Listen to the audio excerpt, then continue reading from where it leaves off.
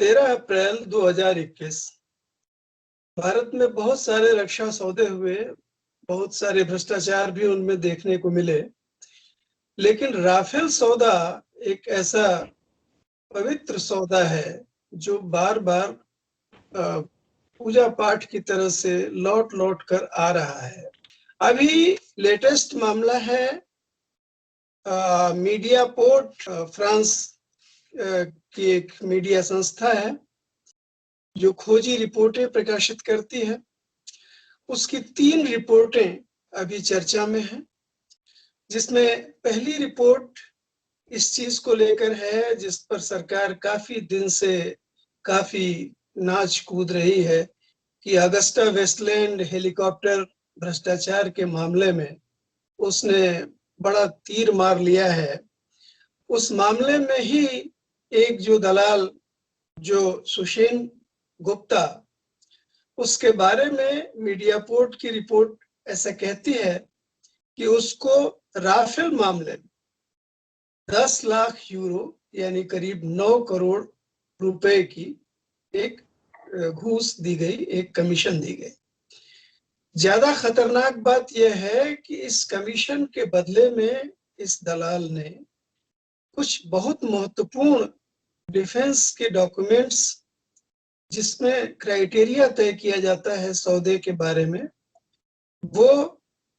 जो डसॉल्ट जो कंपनी है जिसका फ्रेंच उच्चारण दसो है, उस कंपनी को मुहैया कराए, जिसके आधार पर सौदे की शर्तें बदलने में उसे मदद मिले। इससे पहले ये दलाल 50 मिलियन यूरो इस कंपनी से वसूल चुका है इसके पहले के 15 सालों में, जो कि 2015-16 से 15 साल पहले यानी शायद 2001 के आसपास यह आदमी रक्षा सौदे के धंधे में आया, जबकि अटल जी की सरकार थी। उस समय से लेकर और जो यूपीए की सरकार थी उस समय से चलते हुए और मोदी की सरकार के समय तक 50 मिलियन यूरो ये विभिन्न मामलों में कमीशन दशों से वसूल चुका है। ये पहली रिपोर्ट इसकी आई जिसको लेकर थोड़ा तहलका मचा। दूसरी रिपोर्ट इसकी आई कि जो फ्रांस की जो भ्रष्टाचार विरोधी सरकारी जांच संस्था है एएफए, उसके उप प्रमुख ने जब राफेल सौदे के मामले में जांच का प्रस्ताव दिया तो विभाग के प्रमुख ने, एएफए के प्रमुख ने उस जांच के प्रस्ताव को खारिज कर दिया। ये मीडिया पोर्ट की दूसरी रिपोर्ट में बात कही गई।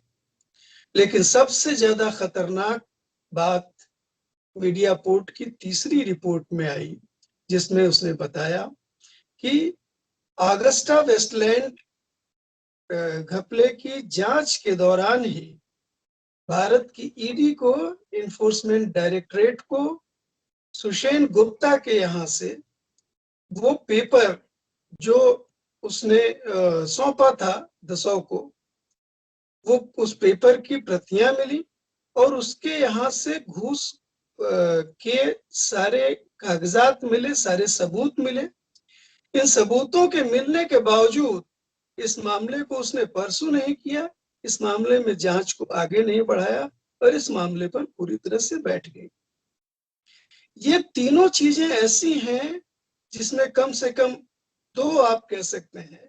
जो कि भारत के ढांचे को बुरी तरह से समस्याग्रस्त बनाती है, भारत के पूरे रक्षा सौदे के ढांचे को। अगर भारत में जो रक्षा सौदे का स्वरूप, रक्षा सौदों का पिछले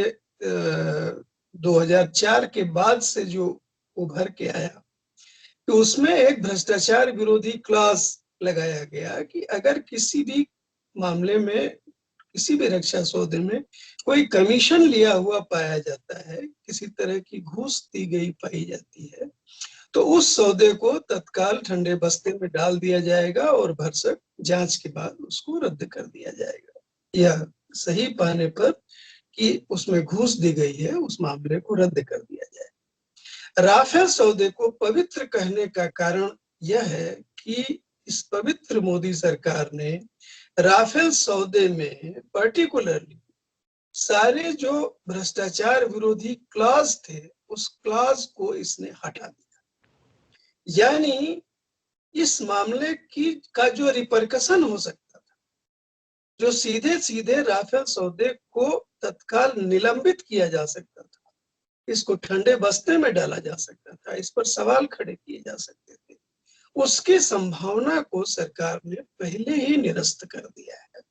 इस बारे में अलग से भी जांच पड़ताल की गुंजाइश बनती है कि ऐसा क्यों किया गया। अब इस मामले में आगे क्या होगा, ये एक इस बारे में भी सबकी दिलचस्पी है। जो मनोहर लाल शर्मा, जो कि एक बेचैन आत्मा सुप्रीम कोर्ट की उनको कहा जाता है, जो याचिकाएं बार बार डालते रहते हैं, जिसमें एक आध बार उनको कोर्ट की डांट भी सुनने को मिली है। लेकिन इस खास मामले में जो राफेल सौदा का जो मामला है, इसमें पहली भी याचिका उनकी और विनीत ढांडा की ही थी, जिसमें बाद में प्रशांत भूषण और जो बीजेपी के दो पुराने नेता और केंद्रीय मंत्री यशवंत सिंह और किशोरी शामिल हुए। वो पहली याचिका भी मनोहर लाल शर्मा की ही थी, और जो दूसरी याचिका जो 2018 में 2019 में जो लिमोन के द्वारा किए गए खुलासे के बाद जो आई, वो याचिका भी मनोहर लाल शर्मा की थी। और ये तीसरी याचिका उन्होंने यह कहते हुए लगाई कि यह उनके जीवन की आखिरी याचिका हो सकती है, राफेल सौदे के मामले को फिर से खोला जाए। तो सुप्रीम कोर्ट ने उनको ये कहा 6 अप्रैल को कि 2 हफ्ते इंतजार कर लीजिए, ये याचिका लिस्ट हो जाएगी। तो इससे ऐसा लगता है कि ऐसे बोबडे जी जो मौजूदा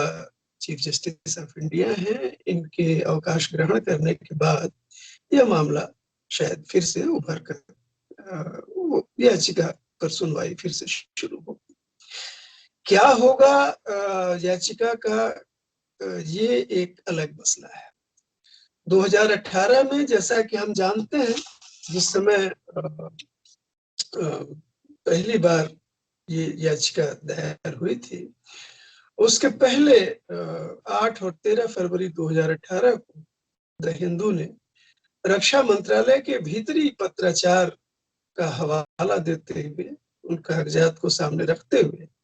जिसके बारे में सरकार यह कहते हुए चढ़ बैठी थी कि ये चोरी किए हुए कागजात हैं और जिन लोगों ने इसको छापा है उनको दंडित किया।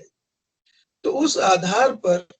पहली याचिका दाखिल हुई थी, और उस पत्राचार में जो डिफेंस मिनिस्ट्री के भीतर का पत्राचार है, उसमें यह कहा गया है, एक अधिकारी ने स्पष्ट रूप से कहा है कि जो पूरी प्रक्रिया रक्षा सौदों की है, उस रक्षा सौदों की प्रक्रिया को स्ट्रेंजली एंड इवन क्वियर शब्द इस्तेमाल किया है, जो कि एक स्लैंग, एक गाली के लेवल का शब्द है, उस हद तक जाते हुए राफेल मामले में रक्षा सौदों की प्रक्रिया को मोदी सरकार ने पलट दिया। जो कुछ भी उसके पहले प्रोसेस जो फॉलो की गई थी, उस प्रोसेस को बिल्कुल ठंडे बस्ते में डाल के, कूड़े में डाल के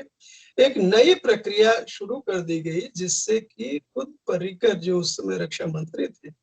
वह भी चकित थे, उनको भी इसमें विश्वास नहीं लिया गया। हालांकि बाद में पर्रिकर बार बार इससे बचते रहे, अपने मृत्यु के समय तक वो इस मामले में कतराते रहे कि कोई साफ बयान दे। तो 2018 की जो याचिका जो दाखिल हुई थी, कोर्ट ने उसको दिसंबर में यह कहते हुए खारिज कर दिया। 2 चीज कोर्ट ने उसमें उठाई, जिसमें पहली बात ये कहा कि कुछ मामूली प्रक्रिया में दाएं बाएं अगर हो गया हो तो उससे इतने महत्वपूर्ण मसले में कोई कोर्ट के लिए हस्तक्षेप का कोई कारण नहीं बनता। दूसरी चीज, कोर्ट ने कहा कि जो कीमत का मामला है, कीमत तय करने का मंच यह कोर्ट नहीं है, इसलिए फिलहाल इसको खारिज किया जाता है याचिका। फिर इसके कुछ ही समय बाद जो 2019 के अप्रैल में लीमोंड ने ये खबर प्रकाशित की कि जो अनिल अंबानी ग्रुप के ऊपर 14 करोड़ 70 लाख यूरो की जो टैक्स देनदारी बनती थी, उस टैक्स देनदारी को वो खुद उनकी कंपनी जो वहां पर एक टेलीकॉम इंफ्रास्ट्रक्चर कंपनी है फ्लैग, अटलांटिक फ्लैग, उस पर इतनी कर देनदारी बनती थी जिसको कि 76 लाख यूरो ही वो देना चाहती थी कंपनी। जैसे ही मोदी जी ने सीधे जाके फ्रांस में राफेल सौदे को बदला, जो पहले से चला आ रहा था उसको बदल दिया। उनके बदलने के साथ ही अनिल अंबानी का उस सौदे में प्रवेश होता है ऑफसेट पार्टनर के रूप में, और उसके साथ ही जो कर देनदारी थी वो 76 लाख वो खुद देने जा रही थी कंपनी, उसको घटा के 73 लाख कर दिया गया, जो बेसिकली वहां के जो तत्कालीन राष्ट्रपति थे फ्रांसवा होलांद, वो उनको बुरी तरह से फंसाने वाली बात थी कि मतलब वो खुद इस सौदे में, इसके घपले में शामिल थे। उसी समय दूसरी बात यह सामने आई थी कि जो इनकी लिविंग पार्टनर थी होलांद की, उनको जो अनिल अंबानी की जो एंटरटेनमेंट कंपनी है उसने एक हीरोइन का रोल दिया, और ये मामला और ज्यादा उलझ गया। और तब फिर प्रशांत भूषण और अरुण शौरी ने पुनर्विचार याचिका, और उसमें निश्चित रूप से हेमंत शर्मा भी शामिल थे, पुनर्विचार याचिका इस पर दाखिल हुई कि पहली बार जो सरकार ने जो सीलबंद लिफाफा दिया था, और इस बारे में यह कहते हुए कि अगर कीमत बता दी गई राफेल की नहीं, तो चीन और पाकिस्तान को जानकारी मिल जाएगी कि इसमें क्या नई टेक्निक लाई गई है, उस कीमत से ही वो सजग हो जाएंगे और उसकी काट खोज लेंगे। ये जो मैंने शुरू में कहा कि ये पवित्र सौदा है राफेल, उस पवित्रता का एक यह भी एक अद्भुत नमूना है कि अगर उसकी कीमत बता दी गई जहाज की, किस कीमत पर सौदा किया गया है, तो इससे दुश्मन देशों को तुरंत मदद मिल जाएगी और वो उसको गिराने का इंतजाम कर लेंगे जहाज को। तो कोर्ट ने उनसे कहा कि ठीक है, आप खुली